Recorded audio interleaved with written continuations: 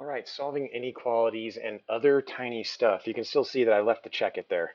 The check it is so important, especially when it comes to inequalities, that you have got to be able to substitute that answer back in, as well as read the symbols and understand what a number sentence is saying, an equation or an inequality. So it's like, what? Okay. I wanted to go ahead and start with the distributive and like terms. You can see that they look slightly different. I'd like you to go through, pause, hit these up real quick, and then check them with me on the video. All right, so you paused it. You can see that the distributive didn't change much. 5 times 2n, 5 plus, or 5 times positive 1. So that's 10m plus 5. You had 5 sets of 2m plus 1. 2 times 8z is 16z.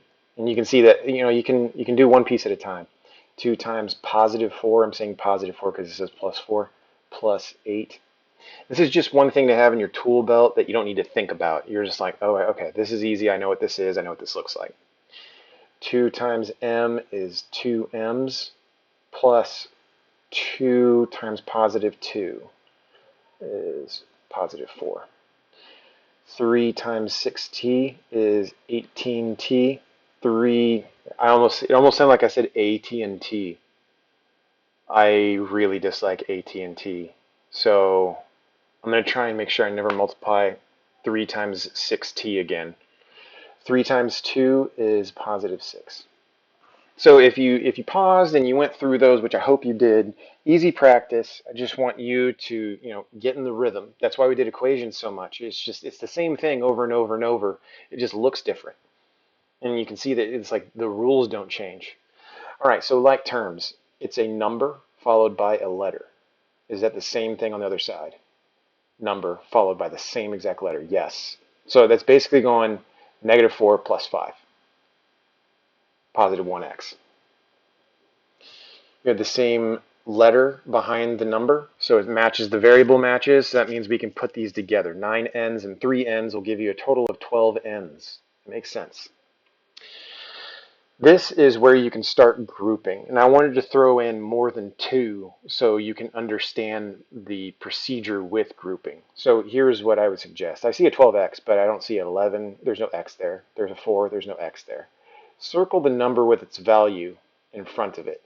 Those are the two things you can put together. You have a negative 11, and we're combining like terms, and you're going to combine it with a negative 4. So 11 plus, because we're combining, negative 4 will give you 7. So this gives you a total of 12x positive 7. Okay? And whenever you get done with those, you can mark them out. That way, if you have more like terms to put together, you automatically eliminate those with their sign. Very similar to negative p minus 11 plus 3. I'm going to go ahead and circle the like terms. A negative 11, a positive 3. Combining like terms. When you combine things, you're putting them together, adding. We already know that the negative p is not going to be used. We have a negative 11 plus a positive 3. That's going to give you, let's see, 11, 10, 9, 8, cool, negative 8. Negative p minus 8. All right, so here you can see there's 2 sets of like terms. I'm going to go ahead, so that's a 1. There's no negative in front of it, so I know it's a positive 1. I can go ahead and just put a little plus there. And a negative 6.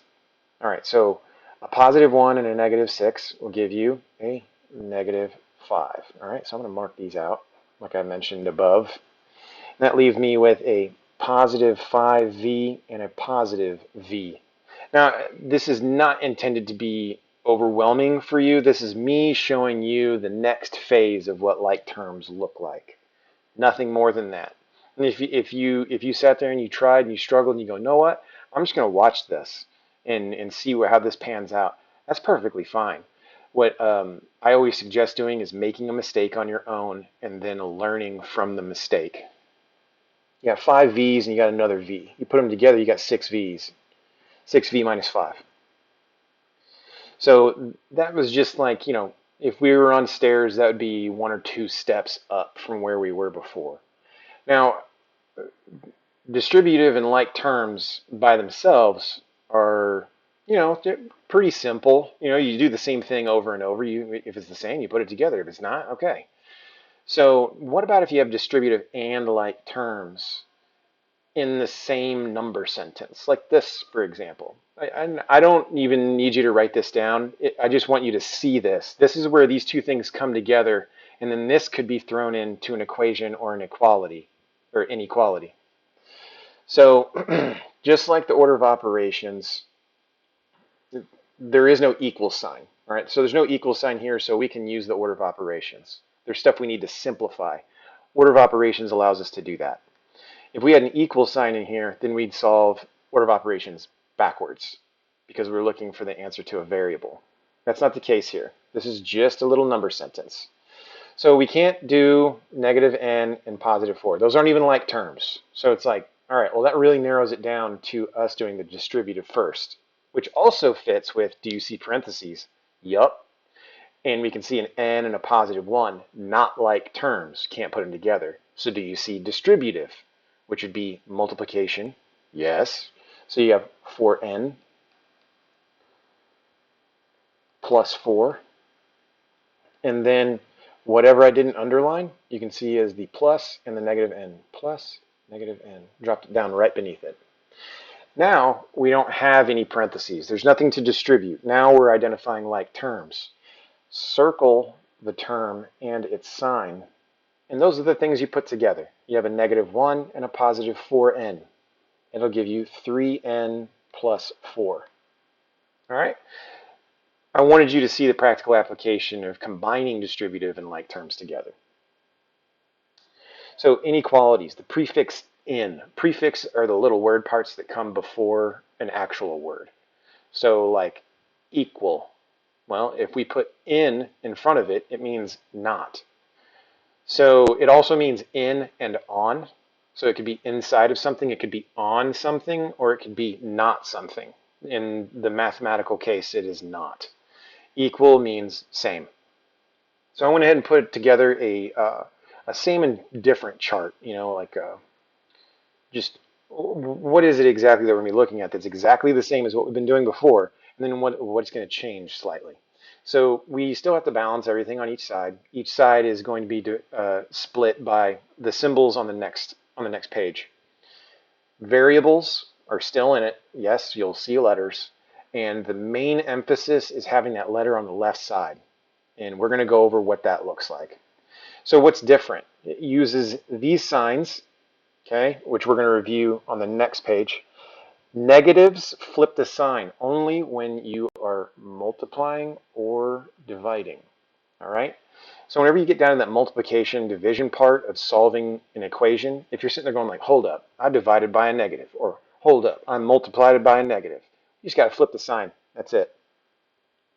And then checking the answer. Checking the answer is slightly different because you actually have to read the number sentence and you have to like use the sign, understand what the sign means, and then interpret, is what your answer saying true or not. So, I mean, here are the symbols with what they mean. Equal is obviously an equal sign. This sign like this is always going to be read as greater than. All right? So if you wanted to flip it, it would turn into less than, and that's how you would read it. Just know that whenever the big side is up like this, it means this is the bigger side. See it's open to the left. That means it's going to be greater. Everything on that side is going to be greater. And then the flip side for less than. Whatever's on the left side is less than what's on the right side because the right side's open, and the open part always means the bigger number's there. Or as I learned in elementary school, the sign always eats the bigger number, which holds true to today, but it still doesn't tell you to say greater than or less than. If we had, so this is like a stipulation in which, you're looking at inequalities, a symbol that says greater, cool, and then you got a little line underneath it that says or equal to. So an example of that would be like 6 is greater than or equal to 5. And that's true. It's greater than 5, which means that this is also true. 5 is greater than or equal to 5. That is true. Here's something that is not true. 4 is not greater than or equal to 5. The same thing works with less than or equal to.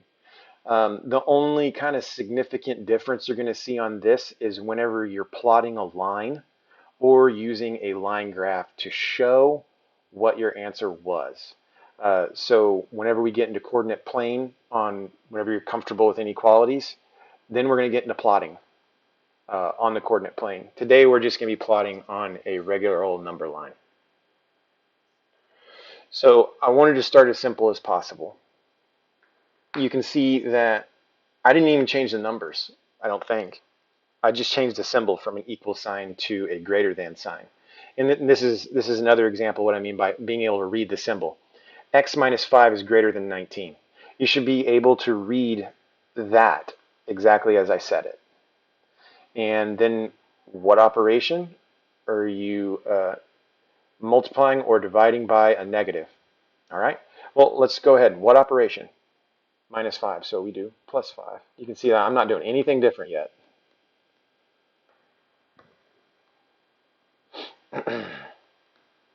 All right, x is greater than 24. You need to be able to say x is greater than 24. Notice that here is the greater sign. Let's go back and take a look. Greater than. So whenever we have x is greater than 24, we are going to go ahead and put it like this. We did not multiply or divide by a negative to get to this answer, so we're good. Okay, check it.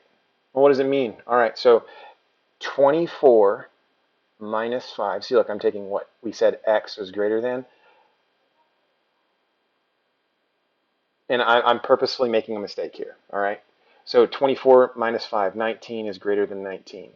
Hold up, that doesn't make sense. Well, this is why I put it in the different column on how to check it, all right? Because 24 is not greater than 24. Tell me a number that's greater than 24. No, not negative 7. Tell me a number that's greater than 24. 25, that's a great one. That's the one I was actually thinking about that. You must have read my mind. So x is greater than 24. That means any number that's greater than 24 is an answer. 25 is greater than 24. Now let's plug that answer. That's why I said you need to be able to interpret and understand your answer. X is greater than 24. 25 is greater than 24. That's an answer. Now we plug that answer into 5, 19. Okay, 25 minus 5. 20 is greater than 19. Very true. Okay. So I'm just going to keep on emphasizing that as we go through the problem, And the reason we couldn't use 24 is because it's not equal to it. If it were greater than or equal to, then we could have used 24. If it were x equals 24, we could have used 24. So what does that look like whenever we're plotting? All right, so I'm just going to put a 24 over here. Notice I'm not listing out every single number. No point. You get the idea. X is greater than 24. All right, so greater. All the numbers that are bigger than 24 are in that direction. Whenever we don't have an equals, we don't color in the dot. So this will go with that, and this will go with this and this. There's a lot to soak in right now. Yes. Is some of this review? Absolutely. You don't need to work these out beforehand. I highly encourage you to do that regardless of what I'm saying. Like, I think that you should always take a demo of something before you have someone show you how to do it. The difference between what we're doing is only the part highlighted in orange. Multiply or divide by a negative.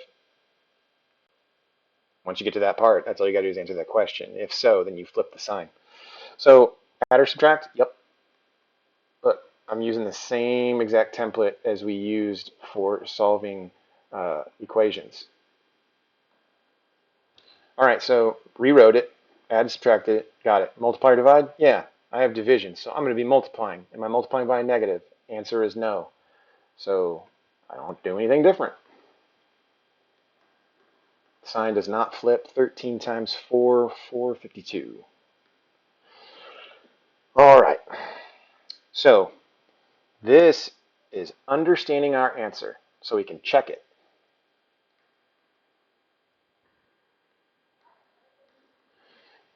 For us to be able to check it, we have to come up with an answer that is less than or equal to 52. I always like to take the easiest way possible, and if it is equal to, I just treat it like an equation. So 52 is less than or equal to 52. So I'm going to go ahead and just do 52 divided by 4 plus 2 less than or equal to 15. 52 divided by 4, because we have to do division, multiplication, division, before we do addition subtraction. We don't have any variables in this, so that's why we're doing PEMDAS from P to S. 52 divided by 4 is 13. We already knew that. Rewrite the problem. 13 plus 2 is 15. This is a true statement. Does 15 less than or equal to 15? True dat. Okay, so x is less than or equal to 52. So I'm going to go ahead and go to 52 here. And equal to, meaning that we have a solid dot because we can include 52. Less than, any number that is less than 52, which would be all of these to the left. Okay. That is another representation of proof of your answer and understanding of what you're doing. So, same exact problem. Look, check this out. X divided by 4 plus 2 less than or equal to 15. X divided by negative 4 plus 2 less than or equal to 15. All right, so I'm going to go through the same thing. Minus 2, minus 2. Here's where the only difference comes in. Okay. 15 minus 2, 13. Nothing's changed yet except that little negative 4. All right, so add, subtract, rewrite. Multiply and divide. Are we multiplying or dividing by a negative? Yes. So we see divide by negative 4, we're going to be multiplying by a negative 4. I'm just going to go ahead and rewrite it. That flipped our sign.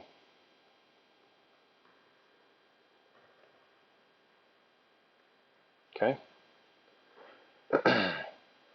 Now, the same procedure would be used. You could use negative 52 to plug back into this, and then you'd get a positive 13. 13 plus 2 is going to be 15. 15 is less than or equal to 15. You'd have the same result. But we did flip the sign because we multiplied by a negative. Okay? And you can already predict those types of things whenever you see the problem initially. We knew that we were going to flip the sign before we even wrote anything. We saw it dividing by negative 4. So negative 52. X is greater than or equal to, and this is us interpreting this again. X, any number that is greater than or equal to negative 52. So it can be negative 52, solid dot. Greater than or greater than, any number that is greater than would be to the right.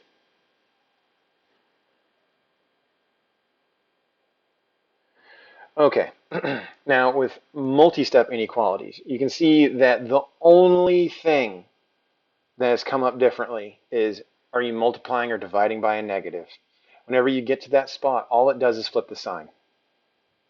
That's the only thing you need to remember. Everything else remains exactly the same. All of the dynamics of moving something from the left side to the right side, picking the smaller x, everything, all of that is exactly the same. So I would like you to pause, take a moment, test this out. This is a multi-step inequality. There's going to be another multi-step inequality. And then there's going to be a super duper difficult challenge problem, and I don't want you to rack your brain on it. I just want you to try. Okay, so you spent your time. You see you got variables on both sides. You did fantastic on this with equations. So I'm going to get rid of the smaller valued x, 49. 49 is smaller than 54. See ya. 54 minus 49 is 5x. Rewrite. Sign stayed the same, everything. Okay? I gotta get rid of that 64. This looks like a two-step equation now. Okay, so minus 64. Still haven't multiplied or divided by a negative. And we can see that with the multiplication, there isn't a negative, so that's not going to happen. 59 minus 64 is negative 5. Okay, now all we do is we see multiplication, so we're dividing. Are we dividing by a negative? So x is greater than or equal to negative 1. Okay?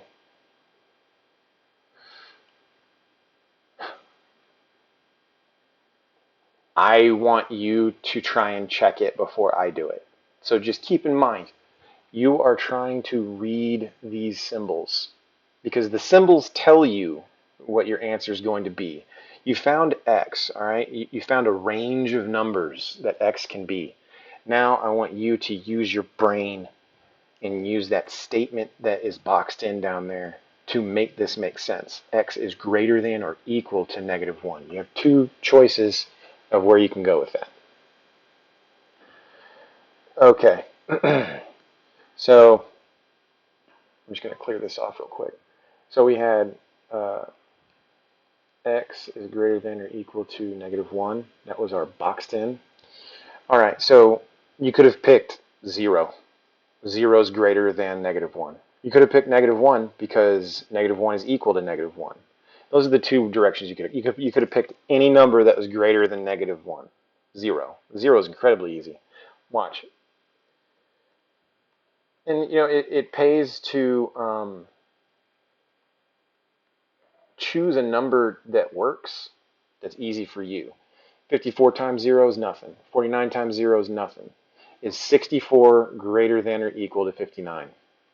It's greater. Check. Okay, so now we're at our negative 1. X is greater than or equal to, solid dot, greater than is everything to the right. And look, we used this to check it, and it held true. We could have used negative 1, and it would have been the same thing. So here is a multi-step inequality using the distributive property. Go ahead and pause, make an attempt on your own. I can see a negative in there that's going to be using multiplication, so I can already see that there's going to be something we're going to need to do. All right, so you paused it, you took your time, you said, all right, I see where you're going with this. This is cool. So like terms, no. Distributive, yes. The reason that these are here is because you have to do these first. Negative 2x, and negative 2 times positive 3 is negative 6. So we still haven't done anything to both sides, and whenever we do stuff to both sides that involve multiplying, dividing by a negative, that's when a sign flips. So all we did right now is the distributive property, and it only happened on one side. It didn't affect the other side at all. They still have the same values on the left as we do on the right. Okay? Nothing changed. So now we just go through our problems. So like terms, distributive, add, subtract, yep.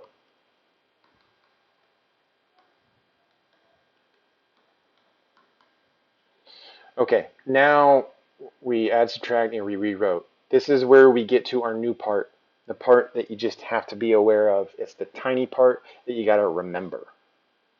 Are we multiplying or dividing by a negative? This is multiplying by a negative, and we're going to end up dividing by a negative, which is going to flip the sign. I'm just going to go ahead and flip it, that way I don't forget. And we have x is less than or equal to negative 8. Okay.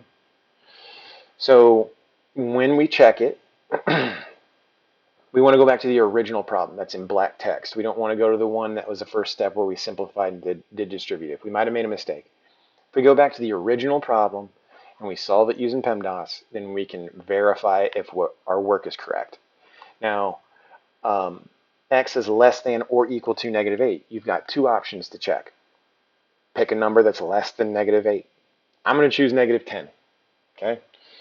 So let's try that. Let's see what negative 10 does for us. Negative 2 times negative 10 plus 3 is greater than or equal to 10. All right, let's see. We got to do parentheses first, so I'm just going to go ahead and get this over here. Negative 2 times negative 7 is greater than or equal to 10. Negative 2 times negative 7 is 14. 14 is greater than or equal to 10. Check. You could have also used negative 8, and it would have ended up being 10. So let's clear this off. X less than or equal to negative 8. Okay, so negative 8. We ended up flipping that sign. Negative 8, so less than or equal to. So equal to and less than. Everything to the left of that is less. All right, so the answer to this problem is going to be at the end of the Google form that is going to be sent in the email. I don't want to attempt any of it yet, and I want to include this challenge problem in the next session. But I would like you to try and get as far as humanly possible. I mean, this is like tip top, like end of 9th grade algebra 1 style problem, like nothing held back. Give it an attempt. By no means should this cause any type of stress whatsoever. If for some reason you're getting stressed by this, stop and forget it's even there. It's a challenge problem. It's like saying, dude, you just did 20 push-ups. Can you do 21? And then you're like, no, I think my arms are broken. You're like, cool, you did 20. You did what you needed to do. That's what this problem is. It'll be the last question on the Google form. All you have to do is choose the correct answer. And anything that you do, you can type it in with words. It's not going to tell you if you got it right or wrong. I'll tell you. I just want to make sure that you understand this is a challenge problem, not something to ruin your day.